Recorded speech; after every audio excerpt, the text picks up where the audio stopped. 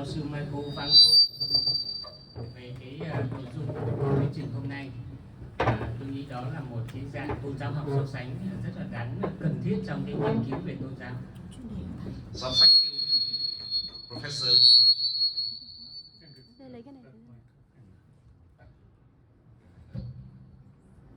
Thank you. Cả hai cùng bật nên là thế. Tắt đi. Chắc là em nói tiếng Việt thôi, không cần bấm mic. Thank you, Professor Michael Barco, for your introduction. And I think this is a very interesting thing about the comparative religious studies. Tuy nhiên thì tôi nghĩ rằng giáo sư cần giới thuyết hơn về cái tôn giáo mà mình đang định so sánh. Chẳng hạn như là cái tôn giáo mà giáo sư đang đề cập đấy là Christianity, thì trong tiếng Việt nó dịch ra là Kitô giáo hoặc là Cơ đốc giáo, mà trong quá trình tồn tại và phát triển của nó thì nó chia thành 4 nhánh: Công giáo, Chính thống giáo, Tin lành và Anh giáo. Vậy thì giáo sư đang nói đến cái tôn giáo nguyên thủy của nó, hay là nó đã phân tách thành 4 nhánh như thế? So in here, I would like you to clarify more about the religion you are comparing. Here, in the case of Christianity, I think that there are many various schools of Christianity, like Catholic, Orthodox Christian, and Purity. Nó gọi là gì? Evangelicalism and Anglicanism. Đấy, 4 nhánh như thế.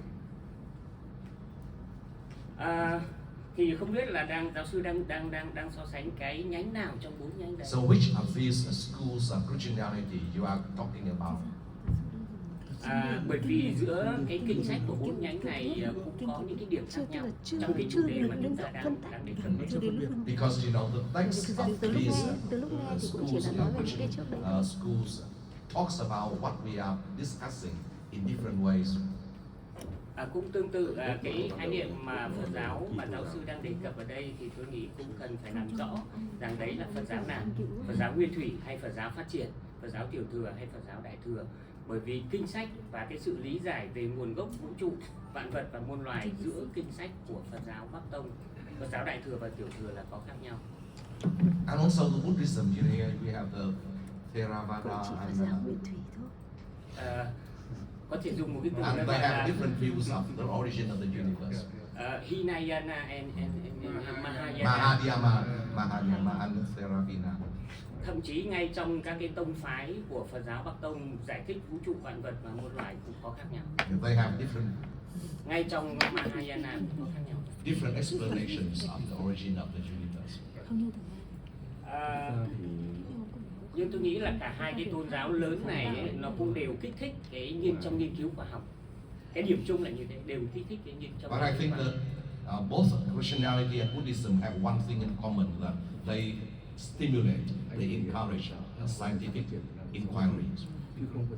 Và cái kết quả của cái nghiên cứu đấy thì cũng rất là khác nhau khi lý giải về vũ trụ, vạn vật và muôn loài. However, the outcomes of the inquiries regarding the origin of the universe are different. Hai tôn giáo mà giáo sư đang đề cập đây, tôi cho rằng là rất là mang tính đại diện rất là cao giữa một cái nhóm tôn giáo nhất thần, còn gọi là độc thần, và một cái nhóm tôn giáo bị coi là vô thần. And I think the two religions you are mentioned here, Christianity and Buddhism, are highly representative, and if representing one school, that is one God religion and a non-God religion. Cái chữ vô thần ở đây chỉ được hiểu là một bên phủ nhận cái thuyết thượng đế tạo Phật. So it rejects, the non-God religion rejects the existence of the God. Một cái chủ đề mà tôi cũng muốn giáo sư làm rõ thêm, đó là cái sự ảnh hưởng của yếu tố tôn giáo trong nghiên cứu của những người mà có tôn giáo. Tôi lấy ví dụ người Công giáo thì họ có chịu cái ảnh hưởng gì trong cái nghiên cứu của mình. Họ có bị rơi vào một cái tình huống người ta gọi là minh đạm hay chủ gọi quan. là hộ giáo hay không, Chủ quan. tức là nói hay về tôn giáo mình hay không, tức là nó bảo đảm cái tính khách quan trong nghiên cứu của cái người nghiên cứu như thế nào.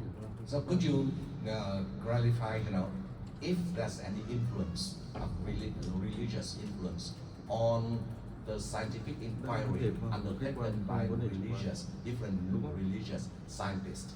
Say, for example, the Christian scientists, are they influenced in any way by their Christian beliefs or not?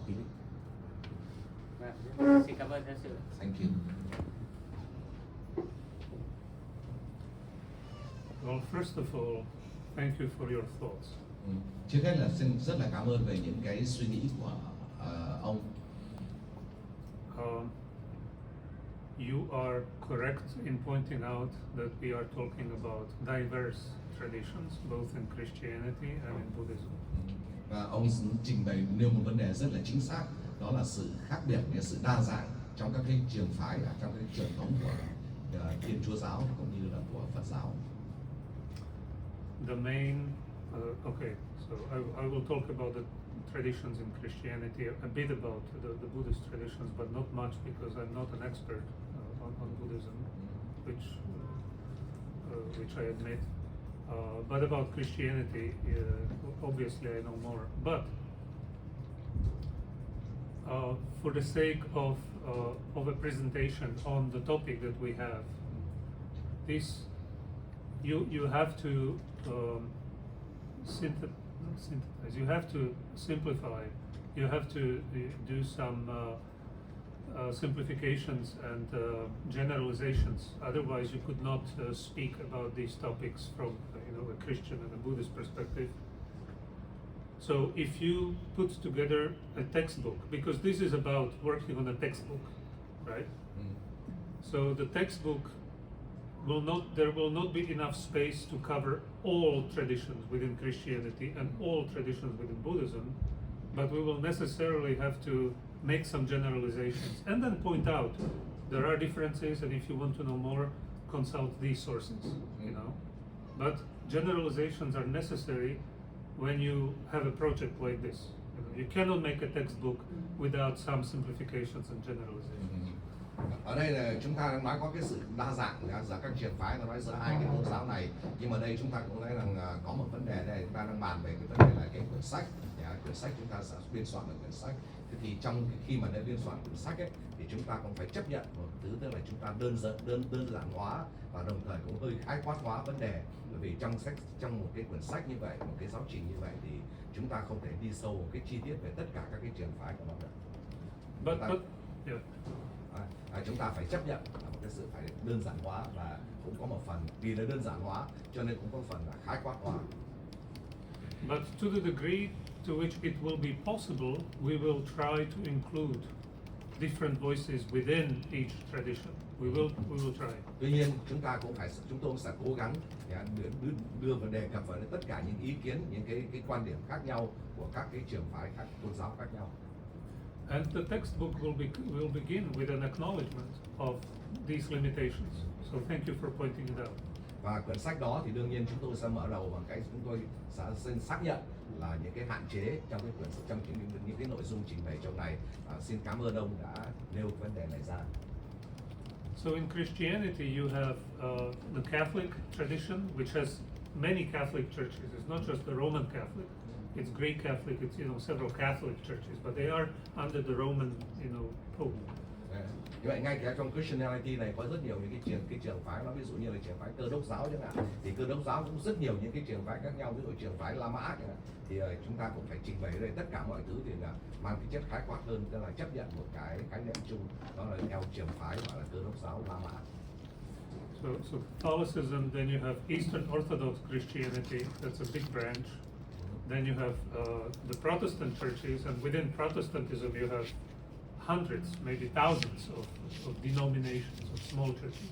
Và trong mỗi một trường phái vậy cũng có hàng trăm, hàng nghìn, thậm chí hàng nghìn những cái gọi là các cái trường phái, các cái tiểu trường phái nhỏ khác nhau. But the biggest ones are Lutheran, Reformed, Anglican, and these are the biggest Protestant denominations. Và những cái trường phái lớn như là Anglican này, rồi là nguồn gốc khởi nguyên thủy này và cải cách của nó như vậy thì đó là những cái lớn. And then you have another branch of Christianity, which are the Pentecostal Christians, Pentecostal or charismatic Christianity, and then evangelicalism also. So I mean, you have a diverse spectrum of Christianity, but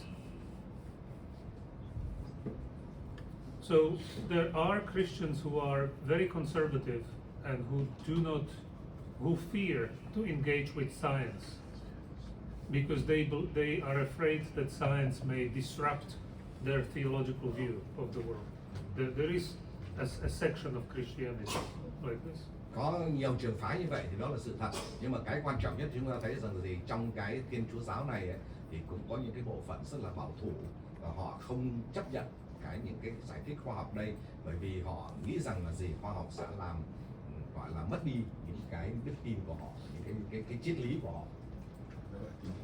And such Christians are especially among the evangelicals and among the Pentecostal Christians. You can find such conservative fundamentalists. Yeah. Và các ông có thể tìm ra những cái quan điểm của những người mà đi theo cái Thiên Chúa giáo gọi là cực đoan hay là nguyên thủy này. Họ rất là bảo thủ. But most of the large Christian churches, such as Catholic, Orthodox, and the main Protestant churches, they do not go this way, and they use the argument from intelligent design. They use the accommodation theory to bring science and religion together. Nhưng mà đại đa số thì các cái người mà đi theo Thiên Chúa giáo này ấy, thì họ lại khác, họ chấp nhận, họ sử dụng những cái lý thuyết như lý thuyết điều ứng này, thế rồi lý thuyết mà gọi là về cái khát vọng gọi là trí tuệ này, để họ gọi là tìm mọi cách gọi là dung hòa giữa những cái đức tin về tôn giáo của họ với những cái kiến thức về khoa học. So when I spoke about the Christian perspective, it was representative of the vast majority of Christians, more or less. Như vậy khi tôi nói về khi tôi trình bày về cái quan điểm Thiên Chúa giáo đây ấy, là tôi muốn nói là những cái quan điểm mà đại diện cho đại đa số, cho số đông những người theo Thiên Chúa giáo. When it comes to Buddhism, again, you are the experts here. I have just a few notes that perhaps are worth mentioning. So the differences between Theravada Buddhism, Mahayana Buddhism, and maybe Vajrayana Buddhism. So for Theravada Buddhism, if I understand it correctly, the emphasis is on understanding the Four Noble Truths and the Eightfold Path through personal experience and meditation. Và như vậy, và còn đối với Phật giáo thì ông rất là đúng, ý kiến ông rất là đúng, chỉ ra đây tức là những cái khác biệt giữa Nam Tông và Bắc Tông. Đây ví dụ như là đối với Nam Tông thì họ quan tâm đến những cái gọi là sự tồn tại thông qua hiểu được cái này thông qua gọi là thiền.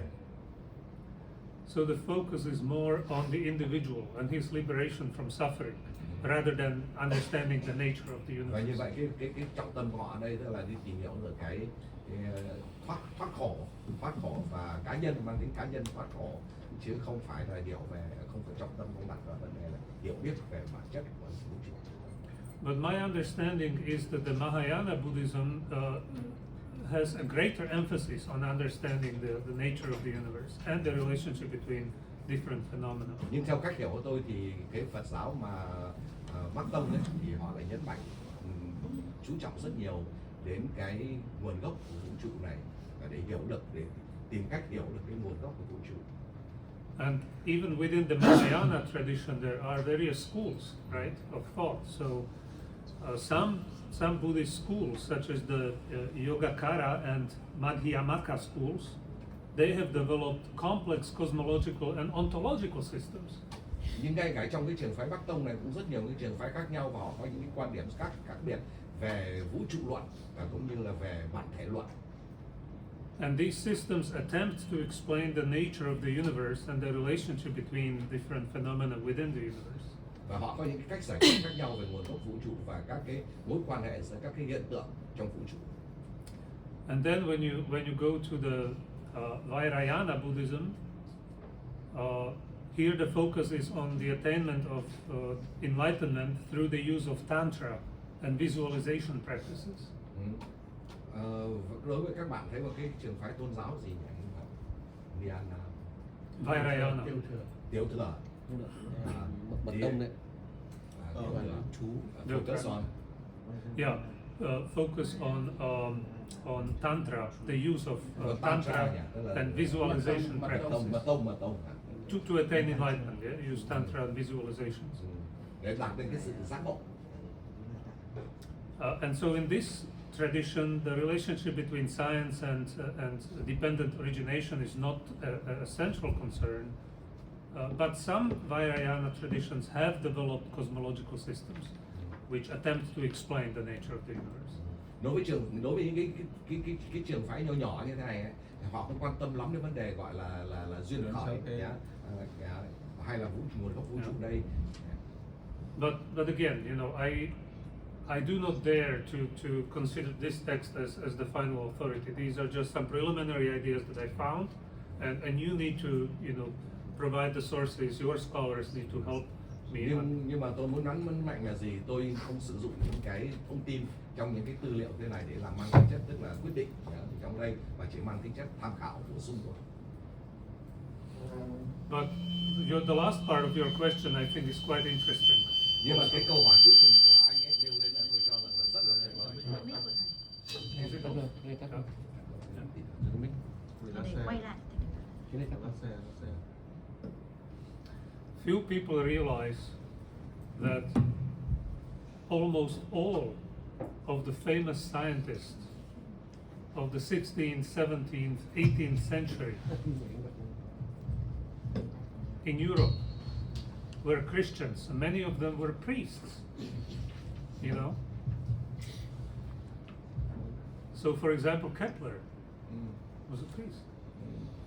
Rất ít người, các bạn thấy rằng là hầu hết các nhà khoa học của phương Tây từ thế kỷ 16, 17, 18 họ đều là Thiên Chúa. Yeah.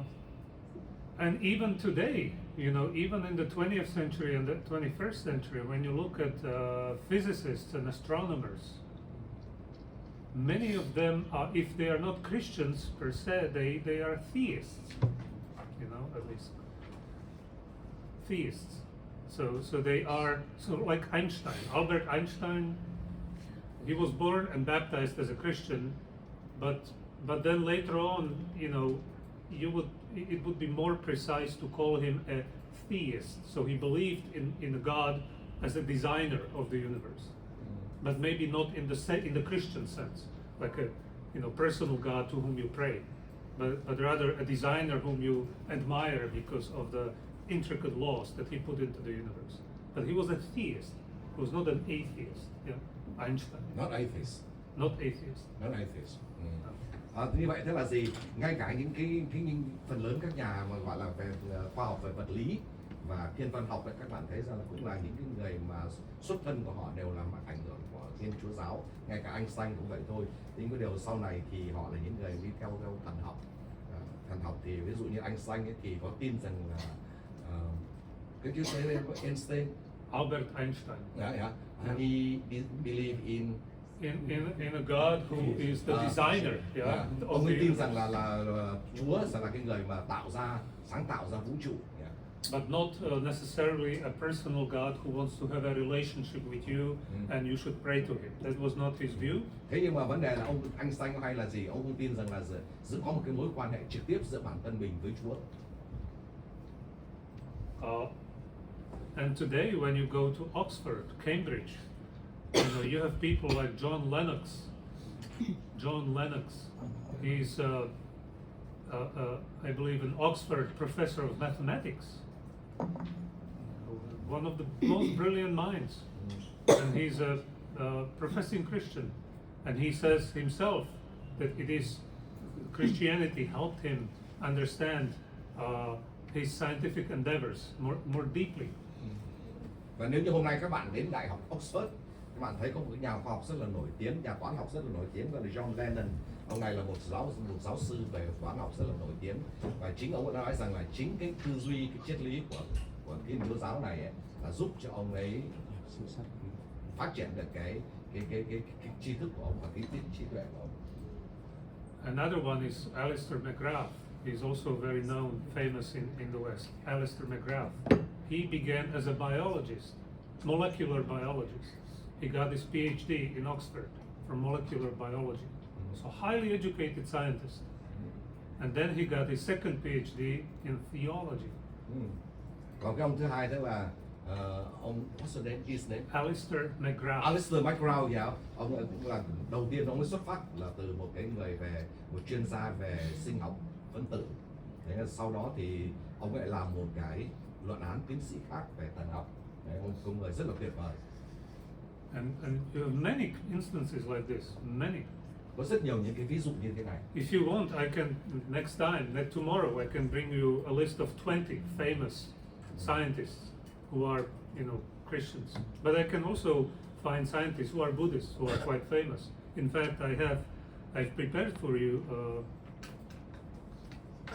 3 such names. Let me see. Nếu ông cần thì sáng mai tôi sẽ cung cấp cho một cái danh sách khoảng 20 nhà khoa học như kiểu thế này. Tức là họ có những cái xuất phát của họ, đó là đều là những con người, những nhà khoa học mà theo cái tôn giáo gọi là Thiên Chúa giáo. But now you will laugh at me because the first is a Vietnamese Zen master, so I suppose you know him. But I don't know how to pronounce his name. Thich Nhat Hanh. Okay. Thích Nhất Hạnh. Đấy là các bạn có thể biết là đây là ông Thích Nhất Hạnh ở Việt Nam đây, người như vậy. He was nominated for the Nobel Peace Prize by Martin Luther King Jr. for his efforts to promote peace during the Vietnam War. Ông ấy đã là cái người mà đã từng được đề cử cho cái giải Nobel về hòa bình trong cái thời kỳ mà cái cuộc chiến tranh chống Mỹ của Việt Nam đang diễn ra. And it is interesting that he has written extensively on the intersection of Buddhism and science, particularly in the areas of neuroscience and quantum physics. Và ông đã viết rất là nhiều về trong cái lĩnh vực giữa cái mối quan hệ giữa khoa học và Phật giáo, và đặc biệt là về cái khoa học thần kinh, khoa học thần kinh và học ta gọi là neuroscience and quantum physics. và lý lượng tử. Another one is Matthew Ricard. He's a French Tibetan Buddhist. He's a monk, Tibetan Buddhist. Ông Matthew Ricard cũng là như vậy. And he did research. He did some scientific measurements of brain activity. Sorry. They did scientific measurements of his brain activity and proclaimed him to be one of the happiest men in the world. Ông này ông là tuyên bố là ông bằng những nghiên cứu những cái hoạt động của bộ não của ông tuyên bố rằng ông là con người hạnh phúc nhất trần gian này. But what is interesting about him is that he holds a PhD in molecular genetics. Và cái điều đặc biệt tức là bản thân ông này là ông đã có một cái luận án, ông đã là một tiến sĩ về cái gọi là gen di truyền học phân tử. He's researching the effects of meditation on the brain. Và cái nghiên cứu ông chịu ảnh hưởng rất nhiều về cái tác động của thiền đối với bộ não của con người.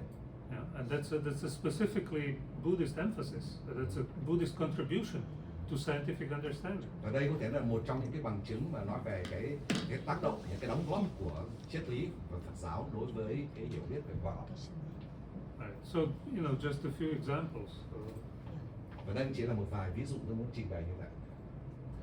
But then you have religious traditions that believe that this world is either imbued with some mythological forces, and therefore we should not touch it, we should not examine it, because the spirits will come and eat us or haunt us, So that prevents people from scientific inquiry. If your understanding of the world is mythological, and if you believe there are spirits that will come to haunt you, then you will not do scientific inquiry. Thế nhưng mà chúng ta cũng phải thừa nhận là có những cái con người ấy, họ cho rằng cái vũ trụ này là hoàn toàn phải khách quan, bản thân chúng ta chỉ là nên kính nhi viễn chi thôi, chứ không, và chính vì điều đó nó cản trở cái tinh thần, cái thái độ, cái sự am mê nghiên cứu học của họ. Or you have philosophical and religious traditions such as Gnosticism, and these traditions underestimate the value of the physical world. So they don't believe it's necessarily evil, or they don't believe that it will harm you, but they simply say it's not worth exploring because it's like matter is the prison of our soul, and we just need to escape. So có những cái trường phái nghiên cứu là gì? cái thế giới vật chất này ấy, nó chẳng có cái gì mà chúng ta phải đáng quan tâm cả, họ rất là sợ, bởi vì cái vật chất đấy có thể nó làm tác động không có tác hại đến cái tâm hồn của mình, cho nên tốt nhất là không nên nghiên cứu đụng chạm đến nó. So if you have such understanding of the nature of reality, then what motivates you to become a scientist and to explore the physical world? If you believe that you just need to escape from it. Và nếu mà khi mà chúng ta có những cái thái độ như vậy thì nó sẽ cản trở cái việc nghiên cứu khoa học của chúng ta nó không khuyến khích chúng ta trở thành những nhà khoa học, những nhà nghiên cứu.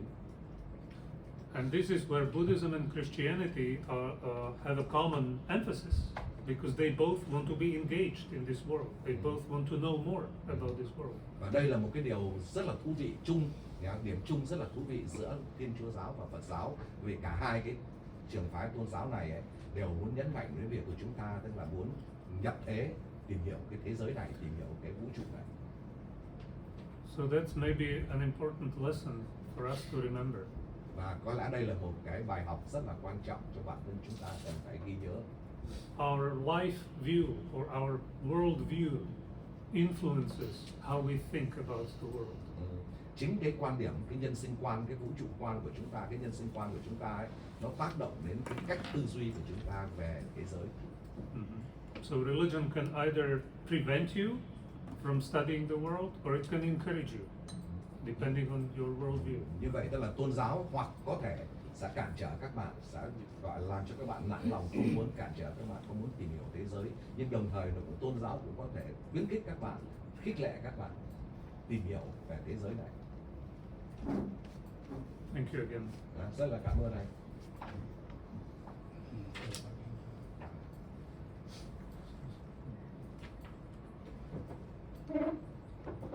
Nói là hôm nay nghe giáo sư thuyết trình một cái bài rất là hay, rất là lý thú.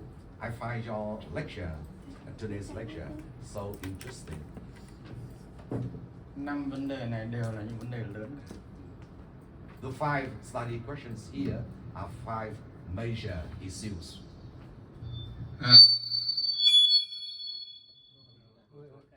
We can do without it. Mỗi Nó sao đâu. Nghe cái phòng bé mà. mỗi vấn đề này có thể ra một cuốn sách. Each of these 5 issues can be presented in one book. Thì hôm nay là nghe giáo sư thuyết trình chính là cái theo một nghĩa nào đó cũng là tôn giáo so sánh giữa hai cái tôn giáo lớn nhất, tức là Phật giáo và Thiên Chúa và Kitô giáo. So your presentation is in a sense about comparative religions between the two major religions, Christianity and Buddhism. Và theo một nghĩa nào đó cũng là sự khác nhau giữa phương Đông và phương Tây. And in a sense, it can be, said that it's about the differences between the East and the West. Ở đây tôi chỉ nói thêm một số ý mà giáo sư chưa đề cập đến. I just want to add some ideas, some thoughts that have not been mentioned in your presentation. Tức là bài thuyết trình của giáo sư là mang tính chất triết học rất rõ. So your presentation is obviously philosophical. Ví dụ như là nguồn gốc vũ trụ vạn vật thì hầu hết các tôn giáo đều đề cập đến. So, for example, the issue of the origin of the universe, of everything, is mentioned in almost every religion. Nhưng mỗi nơi tiếp cận một khác. But each religion approach the issue in a different ways. Ví dụ Kitô giáo thì hướng ra bên ngoài, Phật giáo lại hướng bên trong. For example, the Christianity, looks for something external, whereas Buddhism looks for something internal. Kitô giáo thì là tuyến tính, tức là phân từng đoạn, tức là cố định để nghiên cứu, nhưng Phật giáo lại nhìn sự vật trong quá trình. Christianity perspectives are more linear, whereas Buddhist perspectives are more process-oriented. Cái này thì giáo sư cũng đã đề cập đến. This is what you have mentioned. Tôi chỉ nói thêm một ý này, tức là trong Phật giáo thì có Phật giáo nguyên thủy và Phật giáo phát triển sau này. Tức là trước kia thì họ gọi tiểu thừa đại thừa, nhưng mà vì là là sau này họ cho rằng cái chữ tiểu thừa là bị khinh miệt quá, cho nên họ đổi thành thầy giáo, Phật giáo nguyên thủy và Phật giáo phát triển. So originally, Buddhism is divided into two major groups, Theravada and Theravada. But now, they use the new terms that is fundamental Buddhism and developmental Buddhism. Về thuế quan Phật giáo, vũ trụ Phật giáo thì Kimura Taikan trình bày rất kỹ trong Phật giáo nguyên thủy tư tưởng luận. Some about the cosmology, the cosmological perspective on the origin of the universe is presented quite clearly in the fundamental Buddhist teachings. Nhưng mà trong Phật giáo có hai khái niệm trụ cột rất quan trọng. But there are two pillars, very important concepts. Một là khái niệm pháp, tức là Dharma. One is Dhamma. Và hai là khái niệm tâm, tức Sitta. And the second is Hoặc Vinaya. Sitta hoặc Vinaya. Sitta Vinaya. Thì cái Phật giáo nguyên thủy đấy nó chú trọng cái khái niệm pháp. So the fundamental Buddhism emphasizes more on the Dhamma. Cho nên chính trong Phật giáo nguyên thủy có yếu tố duy vật. So it's something like materialist. Bởi vì nó thừa nhận sự tồn tại của mọi pháp. Because it acknowledges the existence of everything. Mà pháp là tất cả các sự vật hiện tượng, kể cả vật chất lẫn tinh thần. So Dhamma is about everything, this is on everything materialist and non-material or spiritual. Nhưng Phật giáo nguyên thủy có yếu tố duy vật. So you can say that the fundamental Buddhism is materialist. Nhưng mà sang đến Phật giáo Đại thừa thì nó lại nhấn mạnh cái tâm. But for the Vedanta, the Đại thừa, Sitta này. cái Đại thừa là cái gì cứ quên. Phật giáo phát triển. The development of Buddhism focuses more on the sitta, on the inner life. Nó cho rằng mọi cái đều từ tâm mà ra. So everything is your inner life. Tất nhiên chữ tâm ở đây không phải là cái chữ tâm trong cái chủ nghĩa duy tâm, mà chữ tâm trong Phật giáo nó rất rộng. The inner life here does not mean idealism, but it has a broader meaning. Câu chuyện của Huệ Năng là rất rõ. Tức là có một đứng trước một cái hiện tượng là có một cái lá cờ bị gió nó thổi. Thì một ông sư nói là gió động, một ông sư nói là cờ động. So say for example, a flag, is being blown by the wind. So one Buddhist monk say that it is the wind that is moving. The other Buddhist monk say it is the flag that is moving. Thế thì ông bước ra ông bảo là chẳng phải gió động, chẳng phải cờ động, mà là tâm của nhân giả động. And another monk say that it's neither moving wind nor moving flag. It is the moving inner life. Bởi vì Moving self. Bởi vì nếu tâm không để ý gió, không để ý cờ thì động hay không anh không biết. But if you the self doesn't pay attention to the wind or to the flag, you don't know about that. You are not aware of that. Bởi vì anh biết nó động là anh đã lấy cái tâm anh để ý vào nó rồi, cho nên là cái tâm anh động trước. So you know that it is moving because you are concerned about it. You are paying attention to it. Cái câu chuyện đấy tôi lại nhớ là hiện nay chúng ta cứ cãi nhau là tâm có trước hay vật có trước, tức là duy vật duy tâm, tôi thấy rất là vô bổ. So I mean, now we are engaging in the debate. Which comes first, the substance or the spirituality, and I think that is useless debate.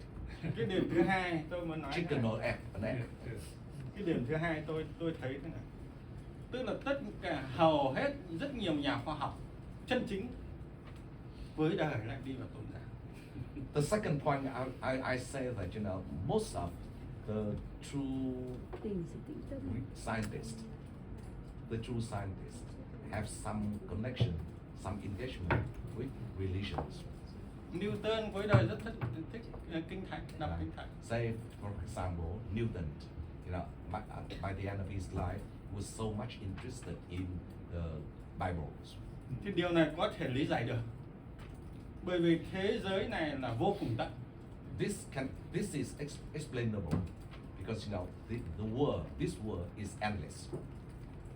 Thế đi anh, nhưng mà Lenin dùng từ là bản chất cấp 1, cấp 2, cấp 3 là vô tận. Anh đi vào đến bản chất cấp 1 như cấp 2 rồi lại đến cấp 3, như vậy là vô tận. You know, the universe here, you know, is composed of different levels. Level 1, level 2, level 3. It means it is endless. Vậy cuộc đời là hữu hạn, nhưng quá trình nhận thức lại là vô hạn. So our life, you know, is it has an ending point, but the process of our consciousness is endless. Nên đấy là bi kịch của con người, của nhận thức. Maybe this is the trauma of life. Và càng đi sâu càng thấy nó sâu thẳm, nó bí ẩn. The more we try to understand the universe, the more we think we find it so complex and mysterious. Bởi vậy họ phải cần một cái bấu víu, nếu không họ bị thần kinh. Maybe you know that's why we need something to anchor our life, you know, to it, to avoid you know kind of trauma, emotional trauma. Thế nên cuối đời họ gần với tôn giáo là như thế. That's why you know they nâng đỡ tâm hồn. come up with some religious thinking. Tất nhiên không phải tất cả các nhà khoa học thế, nhưng mà tôi thấy rất nhiều nhà khoa học chân chính cuối đời lại rất thích tôn giáo. Of course, not every scientist you know, has this view, but as far as I know, most of the scientists, the true scientists, get engaged with religions by the end of their life, including Einstein.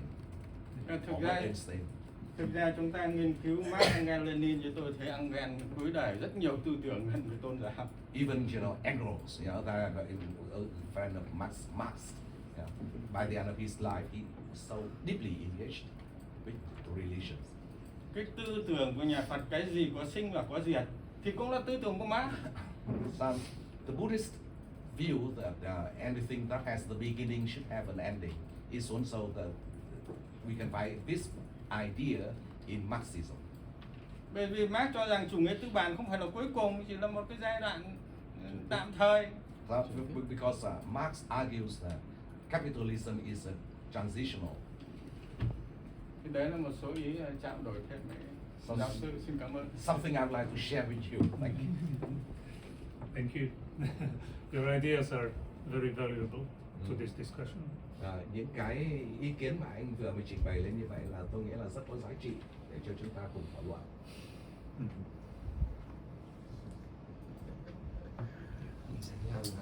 Chắc mình sẽ làm Để làm trong 20 phút.